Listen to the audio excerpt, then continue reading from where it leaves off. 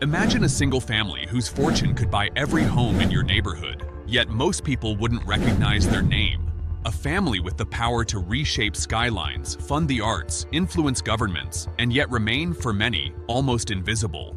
In Vancouver, British Columbia, that's not fiction, it's reality.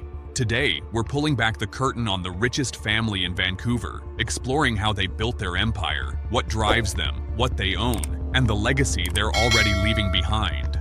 Trust me, you'll want to stick around. 1.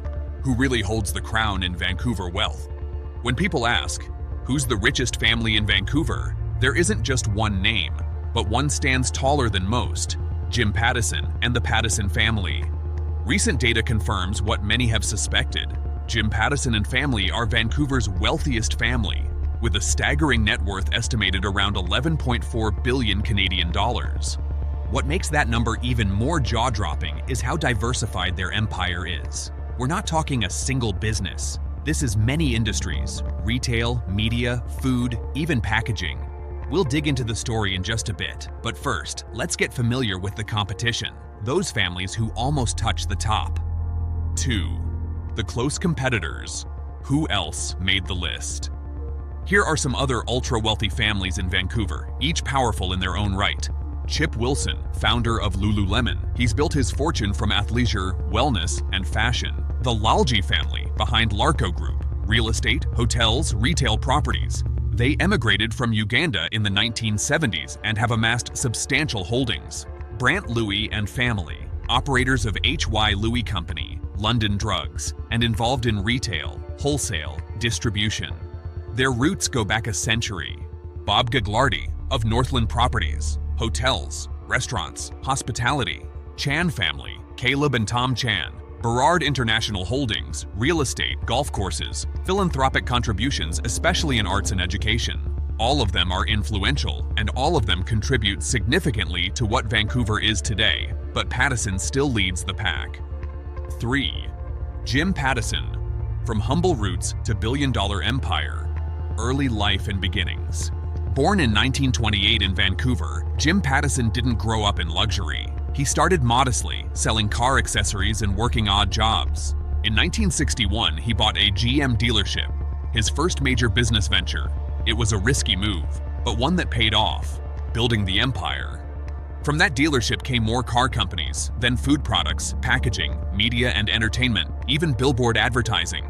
He didn't hedge his bets, he built new bet after new bet. He often reinvested profits back into expansion rather than taking huge salaries, a strategy that multiplied his wealth over decades. Present day, what does the Pattison family control? Jim Pattison Group has 24 divisions spanning everything from grocery and food retail to media, packaging, advertising, agriculture, automotive. Some prominent brands under the umbrella include Save on Foods, Urban Fare, others in broadcasting, billboards, magazines, etc. The scale. As of early 2025, his net worth is about 11.4 billion Canadian dollars. In global rankings, that puts him firmly among the top Canadians and makes his fortune one of the largest in Vancouver by a wide margin. 4. What sets the Pattisons apart? Why they're number 1? Diverse portfolio. They're not a one-trick pony. Whenever one sector slows, another picks up. Groceries, media, retail, real estate, all of these give them stability and a hedge against risk. Culture of reinvestment. Rather than cashing out, the family has reinvested heavily. That leads to compound growth. If you think about interest compounding, it's similar, but in business. Staying largely private. Unlike public companies where everyone watches your stock, Pattison's businesses are mostly private. That means less scrutiny, more control over direction, and less pressure to always show quarterly profits, giving room to play the long game. Local roots and influence. Invested deeply in Vancouver and much of British Columbia. Many assets are local. They have influence in media, ownership of local retail chains, involvement in land and real estate. That gives them not just wealth, but power over what the city looks like. 5. The others. What makes their stories inspiring? Not just wealthy. It's not just about who has the most zeros. These families each teach lessons in resilience, adaptation, and legacy. Chip Wilson started Lululemon in 2000, grew global brand from yoga pants. He's had wins and controversies, but what's clear is ambition to scale globally from Vancouver. Lalji family, immigrant roots after fleeing political strife, building Larco from practically scratch in a new country. Their strength, patience, diversification into real estate and hospitality, owning federal contracts and properties. Brant Louis, continuation of legacy. The Louis family has been in BC for generations. What stands out is holding on to a family business through transitions, economies, markets, globalization. Also, strong philanthropic giving. Chan family, impact beyond business. They give back heavily to UBC, arts, performance halls, education, and community services, using wealth not just to accumulate, but to uplift. 6. Challenges, criticisms, and tensions. Being the richest comes with scrutiny. Wealth inequality. The richest 10 families in BC have more combined wealth than about 1.3 million residents at the bottom. Real estate tension.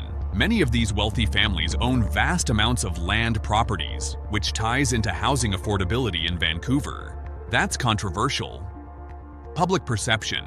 Some see this concentration of wealth as unfair or worry wealth is too connected to politics, media, or influence. 7 lessons you can pull. What we can learn from the richest. You don't need to be a billionaire to take something away from their story. Here are some key insights. Diversify. Don't put all eggs in one basket. The Pattisons, the Lugis, the Laljis all have multiple income streams. Think long-term versus short wins. Building wealth over decades rather than quick profit. Resist pressure for instant fame. Staying private gives stability. Give back. Influence grows when you invest in community, arts, education, culture. Adaptability, weathering crises, market changes, regulatory shifts. The ones who survive have learned to pivot. 8.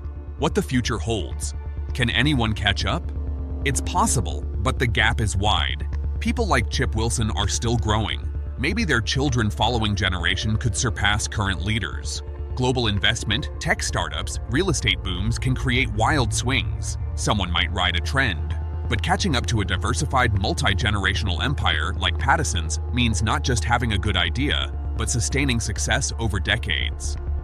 9. Why it matters who holds the wealth. You might be thinking, so what if the Pattisons are richest? Here are deeper implications. What families like these do, where they invest, what causes they support, shapes the city, the housing market, media, public discourse, policies, or lack thereof, around taxation, housing, land use can be influenced. Culture and identity. Major donors often influence what gets remembered, what gets built. Art centers, schools, parks. 10. The hidden side of wealth. Behind the skyscrapers, luxury cars, and billion-dollar portfolios lies a quieter story, one of family dynamics, private struggles, and the constant pressure to stay on top. Because with great wealth comes relentless competition, the challenge of succession, and the question, who will carry the legacy forward? Vancouver's richest family isn't just about having money, it's about vision, risk, roots, legacy. It's about someone who started small, bet big, stayed consistent, and built an empire that's woven into the city itself. If there's one truth in all this, wealth doesn't just buy property. It buys stories, influence, and the future. And the richest families? They're writing Vancouver's next chapter. If you found this eye-opening, hit that subscribe button. Share this with someone who dreams big. The real wealth isn't just dollars. It's the inspiration we can draw from them.